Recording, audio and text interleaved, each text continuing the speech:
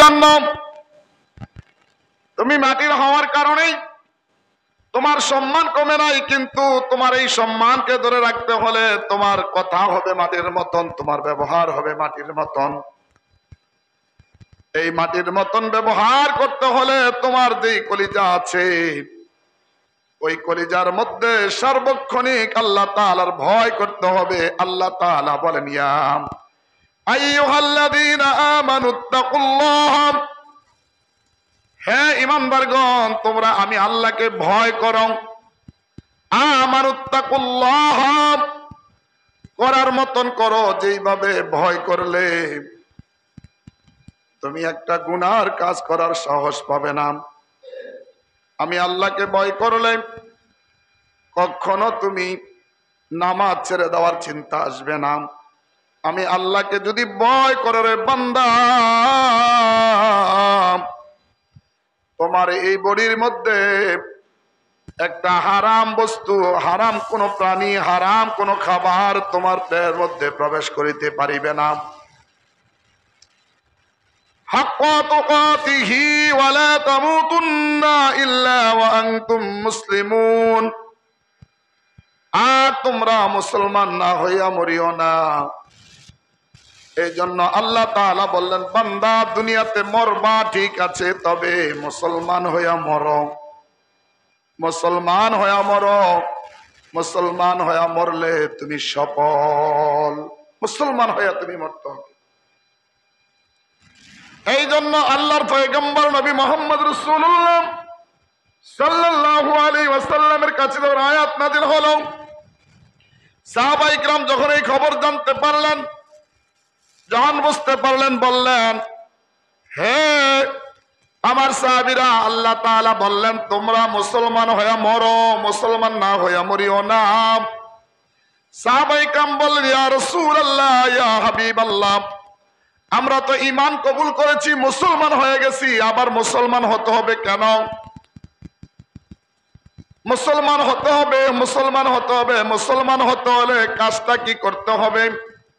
আল্লাহ রাসূল সাল্লাল্লাহু আলাইহি ওয়াসাল্লাম বলেন, আল মুসলিমু মান সালিমাল মুসলিমুনা মিন লিসানিহি ওয়া ইয়াদিহি। আল্লাহ রাসূল বলেন মুসলমান হতে হলে দুইটা কাজ করতে হবে। এক নাম্বার হচ্ছে মিন লিসানি, জিহ্বার হেফাজত করতে হবে, এই জবানের হেফাজত করতে হবে। এই জবান দিয়ে মিথ্যা কথা বলা যাবে না, এই জবান দিয়া গীবত করা যাবে না, শিকায়াত করা যাবে না, এই জবান দিয়া পরনিন্দা করা যাবে না, এই জবান দিয়ে মিথ্যা সাক্ষ্য দেওয়া যাবে না, এই জবান দিয়ে হারাম খাওয়া যাবে না, এই জবান দিয়ে সুদ ঘুষ আপনার আরো অন্যান্য যত হারাম প্রাণী আছে জিহ্বা দিয়া কখনো খাইতে পারবে না। সাবধান, এই জিহ্বার হেফাজত করতে হবে। যখন তোমরা কথা বলবে সাবধানতা অবলম্বন করে কথা বলবে, যেন তোমার কথার দ্বারায় তোমার কোনো বন্ধু, তোমার কোনো ভাই, তোমার কোনো প্রতিবেশী কষ্ট না পায়। সাবধান, জিহ্বাকে হেফাজত করতে হবে। 2 নাম্বার হচ্ছে ওয়াদি, তোমার হাতের হেফাজত করতে হবে। এই হাত দ্বারা তুমি কাউকে কষ্ট দিতে পারিবে না। তোমার গায়ে শক্তি আছে, দুর্বল মানুষের উপরে আঘাত করে দিবে, তোমার ক্ষমতা আছে, তুমি তার সাথে কলমের আগায় তাকে তুমি পেছে ফেলাইয়া তারে মামলা দিয়া, তারে হামলা দিয়া, এই হাতের দ্বারা তুমি তাকে কৌশল অবলম্বন কইরা বিভিন্ন ভাবে তুমি তোমার ভাইকে কষ্ট দিবা, তাহলে বুঝতে হবে তুমি প্রকৃত মুমিন না। এই জন্য প্রকৃত মুমিন, প্রকৃত মুসলমান হওয়ার জন্য আল্লাহ তাআলা বললেন, ইয়া আইয়ুহাল্লাযীনা আমানুত্তাকুল্লাহা হাক্কা তুকাতিহি ওয়ালা তামুতুন্না ইল্লা ওয়া আনতুম মুসলিমুন। হ্যাঁ, তোমরা মুসলমান হইয়া মরো, মুসলমান না হইয়া মরিও না। এই জন্য মুসলমান হতে হলে দুইটা কাজ। 1 নম্বর জিহ্বার হেফাজত, 2 নম্বরে হচ্ছে আপনার হাতের হেফাজত। এই দুইটা কাজ করতে পারলে একজন ইমানদার হয়ে যাবে। ইমানদার মুসলমান হইয়া, খাঁটি মুমিন হইয়া কবরে যাওয়া সহজ হয়ে যাবে। সুবহানাল্লাহ। বন্ধুরা আমার, ভাইরা আমার, আল্লাহ তাআলা বলেন এই পৃথিবী থেকে মানুষ বিদায়ের পরে সর্বপ্রথম ইমিগ্রেশন হচ্ছে কবর। একজন মানুষ যখন আপনার বাংলাদেশের গণ্ডি পাড়িয়ে বাংলাদেশের সীমানা পাড়ি দিয়ে যখন অন্য কোন দেশে আগমন করতে চায়, অন্য কোন দেশে যখন যেতে চায়, সর্বপ্রথম বাংলাদেশের একটা ইমিগ্রেশন আছে। ওই ইমিগ্রেশনে যেতে হলে সর্বপ্রথম তার একটা ভিসা লাগবে, একটা পাসপোর্ট লাগবে, একটা পাসপোর্ট লাগবে, একটা ভিসা লাগবে। এই পাসপোর্টটা দ্বারা ইন্টারন্যাশনাল পাসপোর্ট, আর আপনি বাংলাদেশের একজন বৈধ নাগরিক, আপনি কোনো খারাপ কাজের সাথে সম্পর্ক নাই, আপনি কোনো রাষ্ট্রীয় কোনো রাষ্ট্রবিরোধী কাজের সাথে আপনার কোনো সম্পর্ক নাই, সন্ত্রাসের সাথে জঙ্গিবাদের সাথে আপনার কোনো সম্পর্ক নাই, এইটাই প্রমাণ করে বৈধভাবে একটা পাসপোর্ট আপনাকে সঠিক নাগরিকত্বের একটা অধিকার এবং প্রমাণ দিয়ে দেয়, ঠিক কিনা? নাগরিকত্বের একটা সঠিক প্রমাণ হচ্ছে আপনার ন্যাশনাল আইডি কার্ডের পর একটা পাসপোর্ট। যেই পাসপোর্ট দ্বারা আপনি বাংলাদেশ একটা বৈধ নাগরিক হিসাবে আপনার স্বীকৃতি পান।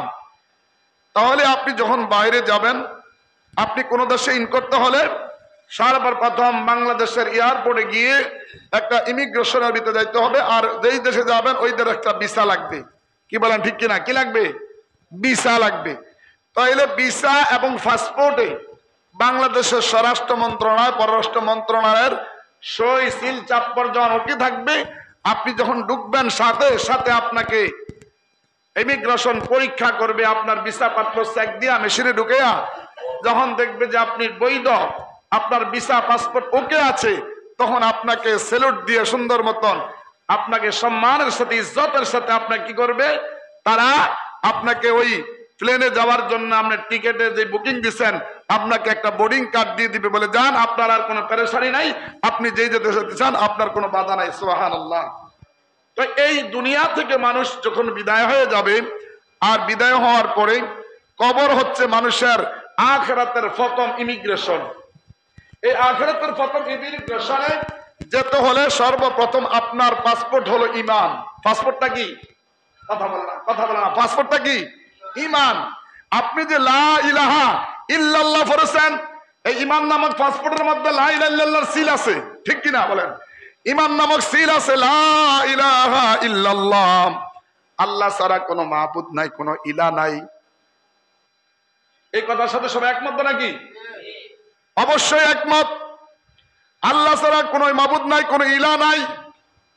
কিন্তু আপনার পাসপোর্ট ওকে থাকবে। পাসপোর্ট মাঝে মধ্যে রেনু করার লাগে। আমাদের বাংলাদেশের পাসপোর্টের 10 বছর 5 বছর এটা মেয়াদের পরে, মেয়াদ উত্তীর্ণ হওয়ার পরে আবার এটা রেনু করা লাগে, মেয়াদ বাড়ার লাগে। লাগে কি লাগে না? আমাদের ঈমানকে বারবার নবায়ন করতে হয়। ঈমান নবায়ন করতে হলে বেশি বেশি করে লা ইলাহা ইল্লাল্লাহর জিকির করতে হবে, ঠিক কিনা?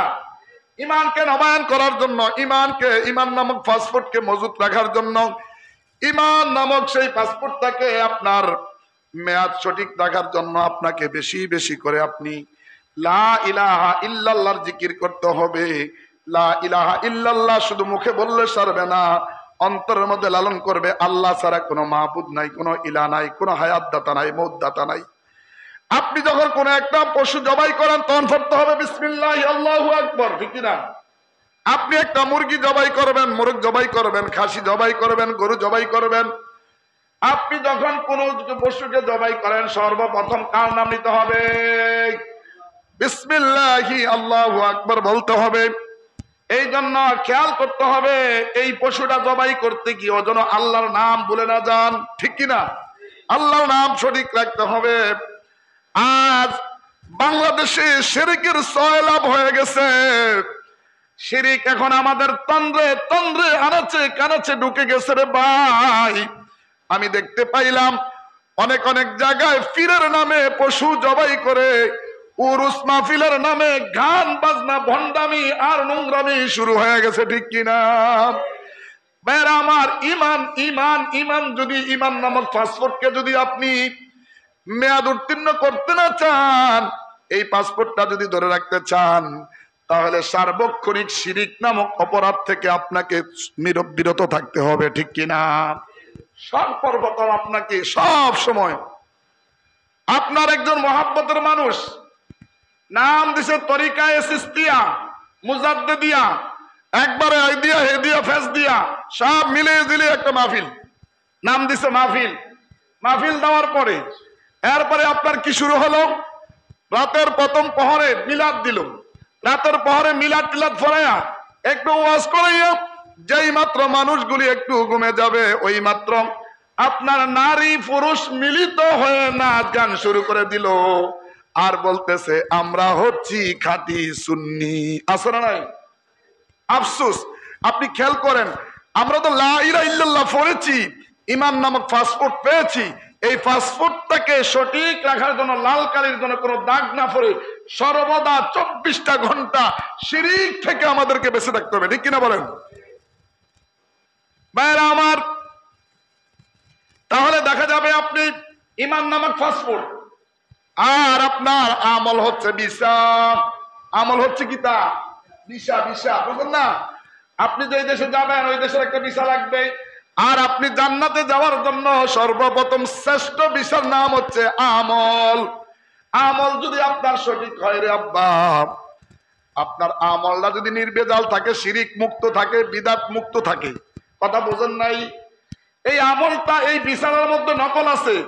যেই মানুষ আপনার আল্লাহ রসুল করে নাই, সাহাবাই কিরাম করে নাই, তাবিঈন করে নাই, তাবিঈন করে নাই, মুস্তাহিদিন করে নাই, এমন কিছু আমলকে নিজে নিজে বানাইয়া বানাইয়া পড়ে, এটাকে বলা হয় বেদাত। যদি আপনি এই আমল করেন আপনার ভিসা হবে নকল। ভিসা হবে কি তা? কথা বোঝেন? ভিসা হবে নকল। নকল ভিসা হবে কেন? আপনি যেটা কোরআনে নাই, হাদিসে নাই, সাহাবীদের মধ্যে নাই, তাবিঈনদের মধ্যে নাই, ফকিহগণের মধ্যে নাই, এমন আমলটা নিজে নিজে বানাইয়া সওয়াব মনে করে করলে এটা হবে বিদআত। এটা হবে আপনার 2 নাম্বার ভিসা। আমার কথা কি আপনার বুঝতেছেন নাকি? খুব খেয়াল করতে হবে। ওয়াজের মৌসুম, আপনার ওয়াজের মৌসুম আছে, শীতের মৌসুম আছে, গ্রীষ্মকালীন মৌসুম আছে, বসন্তের মৌসুম আছে, আমলের মৌসুম আমাদের সামনে আসিতেছে। সবাই বলেন আলহামদুলিল্লাহ।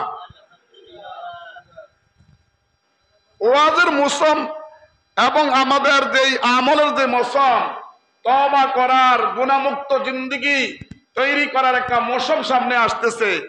তো ওই গুনাহমুক্ত জিন্দেগি পার করতে হলে আপনাকে ক্লিয়ার হতে হবে আগে রাস্তা। আপনার ভিসা, পাসপোর্ট এটা ওকে করতে হবে। এই জন্য আজকের আলোচনাটা নিলাম। সামনে রমাদান আসতেছে। শীতকালীন সময়ে গাছের পাতাগুলি অটোমেটিক ঝরে যায়, ঠিক কিনা ভাই? আমার কথার সাথে একটু হা হু কইয়েন। শীতকালীন সময়ে গাছের পাতাগুলি, সুন্দর সুন্দর সবুজ শ্যামল গাছগুলির পাতা অটোমেটিকলি ঝরে যায়, ঠিক কিনা ভাই?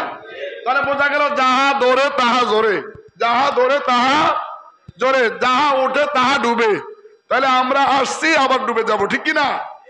তাহলে গাছের পাতা যেভাবে শীতকালীন সময় ঝরে যায়, আল্লাহর পয়গম্বর বলেন, হে আমার উম্মতেরা, তোমরা গুনাহ করতে করতে তোমার দেহটা পুরা গুনাহ দিয়া ঢুকে গেছে।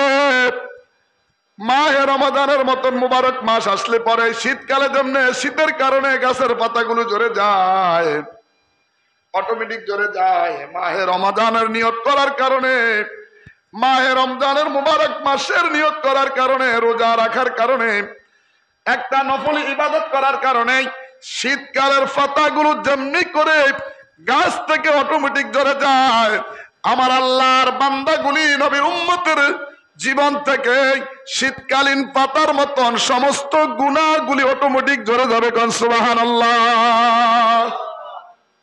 অটোমেটিক ঝরে যাবে। গুনাহ ঝরার সময় আসতেছে, আলহামদুলিল্লাহ বলেন ভাইরা আমার। এই জন্য মাহে রমাদান মাস সামনে আসতেছে, বিশেষ অফার। অফার অফার বুঝেননি? আপনাকে যদি চান্দিনা বাজারে কেউ বলে যে কেউ যদি আমার এই দোকান থেকে 10 কেজি খেজুর ক্রয় করে তাকে আমি আছে না 1 কেজি খেজুর ফ্রি দেওয়া হবে, এই কথা বললে কাস্টমারের সংখ্যা বাড়বে না কমবে? আওয়াজ দেন, বাড়বে না কমবে? কেন বাড়বে? 10 কেজির সাথে 1 কেজি ফ্রি।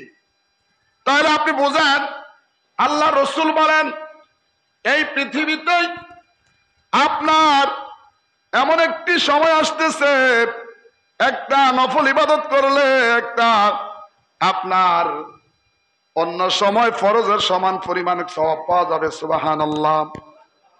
এক হুজুরকে জিজ্ঞাসা করছে, হুজুর, এক ইংরেজি শিক্ষিত মানুষ, লোকটা বন বিভাগে চাকরি করে।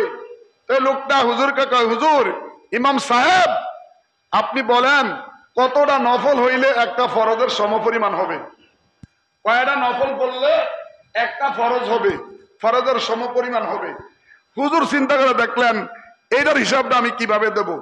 তো হুজুর একটা হিকমত খাটাইয়া ওই স্যারকে বলেন, স্যার আপনি পেশায় কি করেন? আমি চাকরি করি, ছোট্টখাটো একটা চাকরি। ছোট্ট চাকরিটা কি? তা কয় এটা হচ্ছে আমি বন বিভাগে চাকরি করি।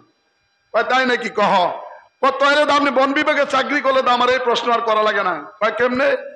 কয় বনের মধ্যে তো বিভিন্ন রকমের গাছ আছে। কয় আছে। তাল গাছ আছে নি? কয় আছে। খাজুর গাছ আছে নি? কয় আছে। কয় সকল প্রকার গাছ আছে। তো ওই ইমাম সাহেব বলতেছে, আপনি যত বন বিভাগ নিয়ে চাকরি করেন এই ব্যাপারে আপনার অভিজ্ঞতা খুব ভালো আছে। তো আপনার কাছে আমার একটা প্রশ্ন, কয়টা খাজুর গাছ কাটলে, কয়টা খাজুর গাছ একত্রিত করলে একটা তাল গাছ হইব? স্যার বলতেছে, তাল গাছ তো তাল গাছে, খাজুর গাছ তো কি খাজুর গাছে, খাজুর গাছ অসংখ্য একত্রিত করলো, এটা তাল গাছ হইতো না। এই কথা বলার সাথে সাথে এবার বলতেছে, আপনি যে বললেন কয়টা নফল একত্রিত করলে একটা ফরজের সমান হবে, তো ইমাম সাহেব বললেন যে ফরজ ফরজে, নফল নফলে। এই সুযোগটা সারা বছরের জন্য, কিন্তু কথাটা বলার মানে হচ্ছে আল্লাহ রসুল সাল্লাল্লাহু আলাইহি সাল্লাম বলেন, রমাদান মাসে কেউ যদি একটা নফল ইবাদত করে, কি করে বোঝেন নাই? নফল ইবাদত। ধরেন আপনি 2 রাকাত সালাত আদায় করলেন, রাতের বেলাতে সেহারি খাওয়ার জন্য রোজাদার উঠতে হবে বাধ্যতামূলক, ঠিক কিনা? কথা বলে না, ঠিক কিনা? উঠতেই হবে। তো উঠতেই যেতে হবে। আমার পরামর্শ হচ্ছে, আলেমদের পরামর্শ হচ্ছে, আল্লাহর পয়গম্বরের একটা সুন্নতকে চিন্তা করেন। কিভাবে? যেহেতু আপনাকে 3টায় যদি সেহারি খান, তাহলে 4টায় খান, উঠতেই হবে। তাহলে 1 ঘন্টা আগে ওঠেন, আধা ঘন্টা আগে ওঠেন। ওইটা আপনি কি করেন? সেহারি সময় মতন খাবেন, আধা ঘন্টা আগে আপনি অজু বানাইয়া 2 রাকাত নামাজ সালাত আদায় করেন। সুবহানাল্লাহ। আর আপনি যদি আদায় করেন কি হবে? রাসূল বলেন, অন্য সময়ের, আজকে জুমার দিনের যে একটা ফরজ, একটা ফরজের সমান পরিমাণ সওয়াব আল্লাহ তাআলা আপনাকে দান করে দিবে। সুবহানাল্লাহ। দেখেন তো আপনারা, এরপরে বলা হলো একটা ফরজ আদায় করলে অন্য সময়ের 70টা ফরজের সওয়াব দিবে। আচ্ছা, এরকম অফার কি পৃথিবীতে বিচারে পাওয়া যাবে? 10 কেজি খেজুর কিনলে 1 কেজি ফ্রি দেওয়া দিবে। অথবা একটা ফ্রিজ ঈদ উপলক্ষে 40,000 50,000 টাকা দামের ফ্রিজ, প্রায় 20%, সর্বোচ্চ 20% কি দেওয়া হবে? 5%, 10%, 20% ডিসকাউন্ট করা হবে। মানুষ পাগল হয়ে যায়। এই সুযোগে যদি 50,000 টাকা কিনি তো 10,000 টাকা মাফ পায়াম। একবার সুদে টাকা ইন্না হইলো এই ফ্রিজটা কেনার জন্য, যায় কি যায় না? এই অফারটা পাইয়া যায় মানুষ। কথাটা বোঝেন। অথচ আল্লাহ তাআলা বললেন, মাহে রমাদান তোমার সামনে আসতেছে রে বান্দা, তুমি যদি ওই রমজান মাসে একটা ফরজ আদায় করো, তাহলে তোমার আমলনামায় আল্লাহ অন্য সময়ের 70টা ফরজের সওয়াব দিবে। সুবহানাল্লাহ। একটা লোকের মেহমানদারি করলে আল্লাহ তাআলা 70টা লোকের মেহমানদারির সওয়াব আপনাকে দান করে দিবে। সুবহানাল্লাহ। একটা লোককে একবার ইফতার করাইলে আপনার অন্য সময় 70টা লোককে আপনার ইফতারি খাওয়াইলে সওয়াব যেই পরিমাণ, এই পরিমাণ সওয়াব দিবে। সুবহানাল্লাহ। তো এই যে ওয়াজের একটা, আপনার আমলের একটা মৌসুম আসতেছে, আমলের মৌসুম হচ্ছে মাহে রমাদান মাস, শাবান মাস, রজব মাস। এই জন্য আল্লাহ রসুল বলতেন, আল্লাহুম্মা বারিক লানা ফি রজব ওয়া শাবান ওয়া বাল্লিগনা রমাদান। হে আল্লাহ, আমাকে রজব এবং শাবান মাসের বারাকাত দান করো, আর রমজান পর্যন্ত আমার হায়াত বৃদ্ধি করে দাও। সুবহানাল্লাহ। ভাইরা আমার, আমি যে কথা বলছিলাম, এই রমজান মাসে এই যে কবরে যাবেন, কবরে ইমিগ্রেশনে যে হাজির হতে হবে, পরীক্ষা নিরীক্ষা হবে, ভিসা পাসপোর্ট চেক। তাহলে কি বলছিলাম, আপনার একজন ইমানদারের ইমান হচ্ছে পাসপোর্ট। ইমান হচ্ছে কি? পাসপোর্ট। ইমান কেন? আপনি মুসলমান, লা ইলাহা ইল্লাল্লাহ, আপনার এই হচ্ছে সম্পদ। মুহাম্মদ রাসূলুল্লাহ সাল্লাল্লাহু আলাইহি ওয়াসাল্লাম, তিনি আল্লাহর পয়গম্বর রাসূল। এই কথার উপরে বিশ্বাস করে আপনার ইমান নামক একটা সিলমারা একটা পাসপোর্ট হলো ইমান, আর আমল হলো ভিসা। এই ভিসা নিয়ে, আমল নিয়ে যখন কবরে যাবেন, সর্বপ্রথম ইমিগ্রেশন আপনাকে জিজ্ঞাসা করবে আপনি কোন দলের জিজ্ঞাসা করতে যাইয়া সর্বপ্রথম ভিসা পাসপোর্টের এই চেকিং এর আগে আপনাকে একটা প্রশ্ন করবে ফেরেশতারা, জানেন তো নাকি? বলবে মার রব্বুকা। কি বলবে? সবাই বলেন না, কি বলবে? মার রব্বুকা। বলবে তোমার রব কে? বলবে তোমার রব কে? আচ্ছা এইখানে বোঝেন, একটু খেয়াল করে দিয়ে যাই, আমাদের সমাজে অনেক ভাইয়েরা আমাদের আলেম ওলামাদের ওয়াজের মধ্যে রাজনৈতিক গন্ধ খোঁজে। এই কথাটা কেন বললাম? এই কথাটাও এই মার রাব্বুকা, আমা দিনুকা, আমা নাবিউকা, এই তিনটা প্রশ্ন রাজনৈতিক প্রশ্ন। সুবহানাল্লাহ দিয়ে কইেন। বলে কেমনে? আপনাকে জিজ্ঞাসা মার রব্বুকা, তোমার রবকে, তখন আপনি বলতে হবে রব্বি আল্লাহ, তিনি আমার রব। এই রবকে, এই রব শব্দের অর্থ হচ্ছে, রব শব্দের আবিধানিক অর্থ হলো এই জমিন, আসমান, পাহাড়, পর্বত, নক্ষত্র, সাগর আর আমরা যারা আছি সকল কিছুর মালিকানা যেই, সে মালিক তারে কয় রব। তারে কি কয়? রব। আপনার মনে করেন একটা কোম্পানি, বিশাল বড় একটা ইন্ডাস্ট্রি বানাইছে, একটা কোম্পানি বানাইছে, যিনি বানাইলেন টাকা পয়সা দিয়া, তিনি তো নিজেই বানাইছে না, মেয়ে মিস্ত্রি দিয়া বানাইছে। এটার বানাইতে এটার কর্মচারীরা বানাইছে, উনি টাকা দিছে। এটার নকশা, এটার যত বুদ্ধি পরামর্শ আরেক ইঞ্জিনিয়ার দিছে, কিন্তু তিনি মালিক হওয়ার পরে তিনি একটা সময়, তার নাম হয় ডিরেক্টর, তারে বলা হয় ম্যানেজমেন্টের দায়িত্ব, তারে বলা হয় এই ডিরেক্টর, উনি উমুক এইটা প্রতিষ্ঠানের মালিক। এরকম কই নাম না? কথা বোঝেন না? যে এই প্রতিষ্ঠানের এই ম্যানেজমেন্টের দায়িত্বে কে আছে? এমডি কে? এমডি হচ্ছে উমুক। আসলে তার নাম কি? এমডি নি। কেন তার এমডি হইল? এই প্রতিষ্ঠানটার সকল কিছুর মালিকানা তিনি পায়, তার নাম এমডি দিছে। এমডি মানে কি? তা এমডি ম্যানেজমেন্টের দায়িত্বে নাকি যিনি আছেন, তো এই যে তার নাম কিন্তু এমডি না, অথবা তার নাম কিন্তু চেয়ারম্যান না, কারণ এই সমস্ত কিছু দায়িত্ব পাওয়ার পরে তার নাম হয়েছে চেয়ারম্যান। কি হয়েছে?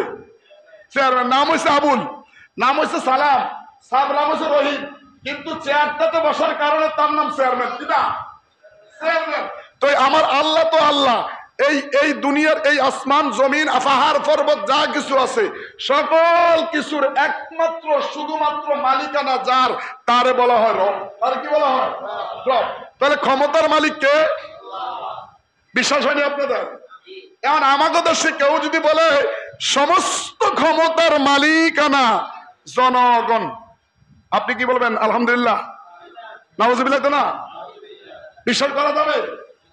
ওনার দলের সংবিধানে থাকতেই পারে, এটা আমার কোনো নাই, কিন্তু জনগণের উপরে জবরদস্তি করে চাপিয়ে দিবে সমস্ত ক্ষমতার মালিকানা বা উৎস জনগণ না। আল্লাহ তাআলা কোরআনে বললেন ওয়াহুয়া আলা কুল্লি শাইইন কাদির, সমস্ত ক্ষমতার মালিকানা একমাত্র আমার আল্লাহ। ঠিক কিনা বলেন? তাহলে আপনি কুফরি কেমনে ঢুকাইছে ইমান? ওই যে একটু আগে বললাম, আপনার ইমান নামক পাসপোর্টকে সঠিক রাখতে হইলে লাল কালির চিহ্ন করা না পড়ে। লাল কালি হচ্ছে আপনাকে মাঝে মধ্যে চলে বলে কৌশলে আপনার কাছে বক্তব্য দিবে সমস্ত ক্ষমতার মালিক। রাজনীতির সাথে কোরআনের সম্পর্ক নাই, রাজনীতির সাথে ইসলামের সম্পর্ক নাই। ওমরের নাম নিলে অজু করতে হবে, আজানটা আছে না, ইমাম সাহেবরে বললেন না 5 মিনিট পরে দিতে, যেই সমস্ত আজান নিয়া, ইকামত নিয়া, দিন নিয়া ঠাট্টা বিদ্রুপ করে বুঝতে হবে এই লোকগুলি অকপটেই নিঃসন্দেহে মূর্খ এবং জাহেল, দিনের ব্যাপারে তাদের কোনো জ্ঞান নাই। ঠিক কিনা বলেন? আমি যে কথাটা বলছিলাম, আমার বিষয় হচ্ছে আল্লাহ কবরে জিজ্ঞাসা আমার রব্বুকা, তোমার রবকে? তাহলে আপনি বলতে হবে রব্বে আল্লাহ, তিনি আমার রব। সুবহানাল্লাহ কন্যা। তাহলে হিন্দুরা কি কইতে পারবে? বৌদ্ধরা কইতে পারবে? তাহলে আমার দল হচ্ছে আমার আল্লাহর দল, হিজবুল্লাহ, আমি আল্লাহর দলের লোক। ঠিক কিনা? তাহলে এখানে আছে 2 নম্বরে বলবে অমা দিনুকা, তোমার দিন কি ছিল? এবার ইসলাম বলা লাগবে কি লাগবে না? পারবেন আপনি খ্রিস্টান বলতে, হিন্দু বলতে পারবেন? বলতে হবে আমার দিন ছিল ইসলাম। ইন্নাদ-দীনা ইনদাল্লাহিল ইসলাম, একটা পরিপূর্ণ জীবন ব্যবস্থার নাম হচ্ছে ইসলাম। কন্যা সুবহানাল্লাহ। আপনি কত বড় শেয়ানা দেখেন, আল্লাহ তাআলা আপনাকে কি মর্যাদা দিয়েছে। আপনি বোঝেন না রাজনীতি, এজন্য আলেমদেরকে অনেক সময় বলেন যে হুজুর রাজনীতি কথা, আর রাজনীতি কোনটা হেঁটে তো আপনি বোঝেন না। আসেন, আল্লাহ বলবেন, ফেরেশতারা বলবে আমা দিনুকা, আপনি বলবেন আমার দিন ইসলাম। আমার দিন কি? ইসলাম। আমার স্লোগান ইসলাম, আমার মিশন এবং ভিশন সবকিছু হলো আমার ইসলাম। ঠিক কিনা বলেন? তো 3 নম্বর কথা হচ্ছে অমা নাবিয়ুকা। অমান নাবিয়ুকা, তোমার নবীকে, তোমার নেতাকে, তোমার লিডারকে, তখন আপনি বলবেন মুহাম্মদ রাসূলুল্লাহ। কথা কি বুঝছেন? বলে কবর প্রশ্ন তিনটা আছে, রাজনীতি প্রশ্ন। কি প্রশ্ন? এই জন্য আমার দেশের একটা মহল আপনার ওই ইহুদি রয়ের এজেন্ট হইয়া তাদের চক্রান্তে বলে যে ধর্ম নিরপেক্ষতার বিশ্বাসী। এই কথা হিন্দু বিশ্বাস করবে না, কারণ হিন্দু ধর্ম সনাতনের বিশ্বাসী, খ্রিস্টান একটা ধর্মের বিশ্বাসী, আমরা একটা ধর্মের বিশ্বাসী। নিরপেক্ষতা থাকতে পারে না, নিরপেক্ষ থাকে একমাত্র শয়তান। কেডায়? কারণ হেবরা হিসাবরে গুতা দেয়, আবার সুদখোরের গুতা দেয়, খ্রিস্টাবরে গুতা দেয়। হেবরা চেয়ারম্যানের লোক আছে, আবার সরকার দলের লোক আছে, বিরোধী দলের লোক আছে। এইটা হলো কেডায়? একমাত্র ইবলিস, শয়তান। ঠিক কিনা বলেন ভাইরা? আমার কথা কি আপনি বুঝতেছেন? রমাদান মাস আসতেছে, আপনাকে ঈমান নামক পাসপোর্টটার মধ্যে যেন কালি না লাগে। কি কালি লাগবে? আপনার কোরআন সুন্নায় নাই এমন আমল সওয়াব মনে করে করা, এটা বেদাত। যেমন আমাদের অঞ্চলে পৌরসভাতে, আমাদের এই বড় গোবিন্দপুর একটা সুনামধন্য একটা এলাকা, এই এলাকায় বিসিএস ক্যাডার আছে, এই এলাকায় বিভিন্ন সাবেক সরকারের প্রতিনিধিরা আছে, এই এলাকায় সাবেক এই সরকারি কর্মকর্তারা আছে, এই এলাকায় বড় বড় আলেম ওলামা আছে, এই এলাকায় ফির মাসায়েখও আছে, এই এলাকায় অলিয়া উলিও আছে। কিন্তু এই এলাকার মধ্যে এত বড় কাঁচা বন্ডামি, রাতের পর রাত আপনার নাচ গান হবে, এটা তো আশা করা যায় না। কি করা যায়? কথা বোঝানো করা যায়? আপনাদেরকে কেন? আপনারা আমার ঘরের লোক, আপনারা আমার অধীনে, আমি আপনাদের অধীনে আপনাদেরকে নিয়ে আছি। আপনাদের ইমানটাকে বাঁচাবার জন্য, রক্ষা করার দায়িত্বটা আমারও। আমি এই ডিলার। আপনাদেরকে বললেই আপনারা চলে যাবেন। গরু জবাই করতেছে, ওইখানে বিরিয়ানি হচ্ছে, ভাগ হচ্ছে, আপনিও যে খাই নেবেন না? পৃথিবীতে খানা কি কম খাইছেন নাকি মিয়া? আরে খাওয়ায় কে? খাওয়ানোর মালিক কে? আল্লাহ। আল্লাহ অনুরোধ করে বলি, গেছেন যারা গেছেন সামনের দিকে সারেন। নারী পুরুষ একত্রিত ভাবে নাচ গান, দোল ডবি, এইটা সেইটা এগুলি বলে নতুন করে একটা আপনার দিন আবার কায়েম করতে চায়। সেটাই হচ্ছে বেদাত এবং শিরিকের আস্তানা। আর এইটাকে থেকে না বাঁচতে পারলে আপনার ঈমান নামক পাসপোর্টের মধ্যে লাল কালি পড়বে, আর আপনি মরার পরে সর্বপ্রথম ওখানে ইমিগ্রেশন আটকে দেবেন। কবর নামক জায়গায়, কবর হচ্ছে সর্বপ্রথম ইমিগ্রেশন। ওইখানে আটকাইলে তো আপনি শেষ। যেমন বাংলাদেশ থেকে যখন বাইরে যাবেন, আপনার পাসপোর্টের মতো ভিসায় যদি কোনো স্বরাষ্ট্র মন্ত্রণালয়ের কোনো সিগনেচার না থাকে, সিল না থাকে, বলবে যা বেটা তুই 2 নম্বর সর। ঠিক কিনা ভাই? বাড়াবাড়ি করলে পুলিশ থেকে তার দর আটকা। কবরে গেল ঠিক বাড়াবাড়ি নাই, কবে আটকা তারা আটকা। কবরটা ক্লিয়ার হোক, চান কি চান না? কথা বলা, চান কি চান না? রমাদান আসতেছে, রমাদান আসতেছে। আমি আপনাদেরকে সেই শুভ সওগাত, সেই উপহারের কথা আপনাদেরকে জানাচ্ছি। রমাদান আসতেছে, এই রমজান মাসে আমরা এখন থেকে রমজানের জন্য প্রস্তুত হব ইনশাআল্লাহ। বলেন ইনশাআল্লাহ। কবরে যাবেন, কবরে প্রশ্নের উত্তর এভাবে আসবে না। যদি রমজানকে আপনি বুকে ধারণ করে তাকওয়া অর্জন করতে পারেন, তাকওয়া অর্জনের একটা মৌসুম, গুনাহ মুক্ত জিন্দেগি তৈরি করার একটা মৌসুম, আপনার আমল ঘরটারে আমল দিয়া, ঘরটারে আমলের ঘর বানানোর একটা মৌসুম, মহল্লার একটা আমল দিয়া সাজানোর একটা মৌসুম, আমার এই এরিয়াটাকে আমল দিয়া সাজানোর একটা মৌসুম হচ্ছে মাহে রমাদান মাস। সুবহানাল্লাহ। এখন আমরা কি শুধু আমাদের নিজেরা সাজাইবো, না শুধু ঘরটা সাজাইবো, না মহল্লাটা সাজাইবো? কথা বলা কিও মহল্লা সাজাইতে গেলে, আমল দিয়ে সাজাইতে গেলে যারা কি বেআমল আকাম কুকাম কইরা আপনার রোজা বাণিজ্যে ভাঙ্গে, আরেকজনের ভাঙ্গানোর উৎসাহ করে, সুযোগ করে দেয়, এই লোকগুলির ব্যাপারে আমাদের কোনো কথা বলার আছে না নাই? কথা কেন আছে না নাই? এখন থেকে আমি আপনাদের কাছে অনুরোধ করব, এই রমজান মাস এটা আমলের মাস, পূর্ব প্রস্তুতির মাস। অনেক সময় রমজানে মনে করে দে হুজুর এটা তো আমলের মাস, যেহেতু আমরা তো আল্লাহ দিলে রমজানের প্রস্তুতি নিচ্ছি। ভাই নিছেন কি? হুজুর 1 নম্বর ছোলা কিনে আনছি বাজার থেকে, আসলে নাই? হুজুর বাজার থেকে আপনার দিলে আল্লাহ দিলে যায় করিডোর ইফতারটার আয়োজনটা ভালো করে করছি, আর সেহারি খাওয়ার সময় গরু গোশত এটা সেটা ভালো করছি। এইটারে প্রস্তুতি বলে না। প্রস্তুতি হচ্ছে আপনার, আসল প্রস্তুতি হচ্ছে রমাদান মাসে আপনি এই সব সময় তো কোরআন তেলাওয়াত করবেন। রমজান মাসে আপনার কতটা খতম করতে পারবেন একটা টার্গেট দিতে হবে। ঠিক না? কথা বোঝেন নাই? অন্য সময় ধরেন আপনি বছরে 2 বছরে 1 বছরে 3টা খতম দিচ্ছেন, অথবা 1টা খতম দিচ্ছেন, তো সেই তুলনায় রমজান মাসে মনে করবেন আমি 2টা 3টা খতম দেবো। এটা হলো প্রস্তুতি। ঠিক কিনা? বোঝেন না? এরপর অন্য সময় তেলাওয়াত করছি শুধু তেলাওয়াত করে গেছে, অর্থ বুঝি নাই। আমরা রমজান মাসে অর্থ সহকারে বোঝার চেষ্টা করব। এই প্রিপারেশন নেওয়া, রমজান মাসে তালিমের মাহফিলে বেশি বেশি বসবো, রমজান ভাবে মাসলা মাসাইল শিখবো, মা বোনদেরকে কোরআন শিখার মতন ব্যবস্থা করব। রমজান মাসে দান সৎকার বেশি করব, রমজান মাসে নফল ইবাদত বেশি করব, রমজান মাসে 20 রাকাত তারাবি সঠিকভাবে আদায় করব। রমজান মাসে আমার কাজের বোঝা চাপিয়ে দিয়ে আল্লাহর হুকুমগুলো যথাযথ মানবো। এইটারে হলো প্রস্তুতি। কি বলা হয়? রাজি আছেন না ইনশাআল্লাহ? সবাই রাজি আছেন না? ভাইরা আমার, আমি আপনাদেরকে অনুরোধ করি, আপনাদের পায়ে হাত দিয়ে বলি, যুবকদেরকে বলি, যুবক ভাইরা ও আমার সন্তানের মতন বাবারা, তোমাদেরকে অনুরোধ করি, রমজান মাস এটা তোমাদের জন্য একটা মেহমানের মাস। এই রমজান তোমার কাছে আসতেছে, এই রমজান তুমি তাকে রিসিভ করো কিসের মাধ্যমে? রোজা পালনের মাধ্যমে, তাকওয়ার মাধ্যমে, আল্লাহর ক্ষুধাবৃত্তির মাধ্যমে, ভাতৃত্ব বন্ধনের মাধ্যমে রমজানকে রিসিভ করবো ইনশাআল্লাহ। রাজি আছে সবাই? আল্লাহ কবুল করে। সবাই বলছে আমিন। ভাইরা আমার, তাহলে কবরে গেলে কয়টা প্রশ্ন করবে? 3টা। কয়টা? প্রথম প্রশ্ন, আমার রাব্বুকা ওমা দিনুকা ওমান নাবিউকা। জানছেন তো সবাই নাকি? এবার আসেন তো উত্তর কি হবে? আমার আল্লাহ, রব আমার আল্লাহ, দিন আমার ইসলাম, আর নবী আমার মোহাম্মদ রাসূলুল্লাহ। আহারে, বেশি বেশি নবীদের উপর দুরূদ পড়েন। আর না হইলে বড় নেতা হইলে কি লাভ হবো? আপনার স্টেজের মধ্যে কবেন কি নাম না নবীর নাম না জানি কি, নবীর নাম না জানি কি, আসলে না।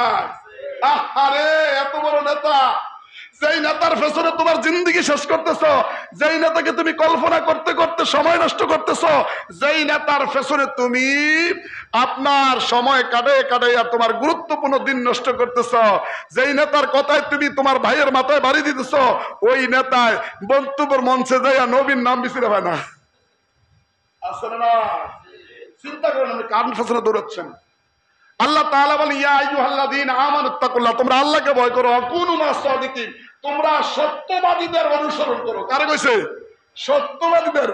যারা স্টেজের মধ্যে দাঁড়িয়ে লম্বা লম্বা বক্তব্য দেয়, তারা সত্যবাদী না মিথ্যাবাদী আপনারা বিবেক দিয়ে বিচার কইরা তারপরে তোর অনুসরণ করেন ইনশাআল্লাহ। কি রাজি আছেন তো ইনশাআল্লাহ? ভাইরা আমার, আসুন আমরা এই 3টা প্রশ্নের উত্তর দিতে পারলে আল্লাহ তাআলা রাসূল, এবার আল্লাহর ফেরেশতারা বলবে, তোরা এই 3টা প্রশ্ন কইতে জানছিলি? এই কুদ্দুচ্চা, তুই এই প্রশ্নের উত্তর কই জানছিলি? আব্দুল কুদ্দুস ডাক দেয়া রবে, হে ফেরেশতারা, তোমরা জানো এই উত্তরগুলি জেনেছি আমি কোরআন এবং হাদিস থেকে। কোন সুবহানাল্লাহ। 3টা প্রশ্নের উত্তর যে দিতে পারবে, এই 3টা প্রশ্নের উত্তরের পরে এবার বলবে, তুই এই 3টা প্রশ্ন করতে জানছ, তোর দলিল কি? বলবে, আমি কোরআন এবং হাদিস থেকে জানতে পেরেছি। আল্লাহ আমাদের সবাইকে কবুল করে। সকলে বলছে আমিন। এই পৃথিবীতে আমরা থাকতে পারবো না ভাই। এজন্য আমি বারবার আপনাদেরকে বলি, কেন এই কবরে তো কত মানুষ। এই মাসে আমি চিন্তা করলাম, এই গত পর্যন্ত আমি 17 জনের জানাজা পড়ে ফেলছি। ফেব্রুয়ারি মাসে 17টা জানাজায় অংশগ্রহণ করেছি। এর মধ্যে 9টা জানাজার ইমামতির দায়িত্ব পালন করেছি। আমার কাছে আমার মনে হয় যে কলরা লাগলেও এত বেশি জানাজা, এত মানুষ মরছে আমার মনে হয় না। কথা বোঝেন নাই? এত জানাজা ভালো লাগছে না, কিন্তু মৃত্যু খুব কাছাকাছি চলে আসছে। এরই প্রমাণ। হ্যাঁ, এই রঙ্গিল পৃথিবীতে থাকতে পারবেন না। রঙ্গেল এই পৃথিবী সারতে হইবে, সাদের দেহ মাটিতে খাইবে, শূন্য হবে জিন্দিগানি, কার লাগিয়া এত মায়া এত চোখের পানি রে মন, কার লাগিয়া এত মায়া এত চোখের পানি। আমরা তো আমাদের সন্তানের জন্য, পরিবারের জন্য কত কষ্ট। এই যে আমার ভাই জয়নাল আবদিন, ওনার একটা ছেলে অ্যাক্সিডেন্ট করছে, মা বাবার চোখে কান্না আসে না নাই? কথা বলে আসে না নাই? কেন? মায়া মায়া সন্তান। এই সন্তান কিয়ামতের ময়দানে কিন্তু বাবার অস্বীকার করে ফেলবে, বিপদে পড়ে। কিন্তু এই দুনিয়ার, এই পৃথিবীর মায়ার মধ্যে পড়ে তাদের জন্য এত পানি। কি কন? হ্যাঁ, সন্ধ্যার আগে ডুবিবে বেলা, বন্ধ হবে রঙেরই মেলা। সন্ধ্যার আগে ডুবিবে বেলা, বন্ধ হবে রঙেরই মেলা। কেউ বা দিবে আখিরি গোসল, কেউ বা দিবে আখিরে গোসল, কেউ বা আনবে আতর দানি, কার লাগিয়া এত মায়া এত চোখের পানি রে মন, কার লাগিয়া এত মায়া এত চোখের পানি। এই পৃথিবীতে আপনি মানুষকে মায়া করে চোখের পানি পালানোর চাইতে আল্লাহর ভয়ে চোখের পানি পালান। এই চোখের পানিটা আপনার জন্য নাজাতের উসিলা হবে। আল্লাহ কবুল করে, সবাই বলছে আমিন। আমি আবারও এই আমার মহল্লার মা বোনদের সকলকে দৃষ্টি আকর্ষণ করছি, মাহে রমাদান আসতেছে, আমরা রমজানকে রিসিভ করব, রমজান মাসের পবিত্রতা রক্ষা করব, দিনের বেলায় খানাপিনা বন্ধ রাখবো, অশ্লীলতা বন্ধ রাখবো, অন্যের সাথে দ্বন্দ্ব বিদ্বন্দ্ব এগুলি ভুলে গিয়ে একমাত্র রব মালিকের হুকুমগুলি মানবো। সকলকে আবার রমজানের ওয়েলকাম, ধন্যবাদ, শুভেচ্ছা জানিয়ে আমি আমার বক্তব্য এইখানে ইতি টানলাম। ওয়া আখির দাওয়ানা।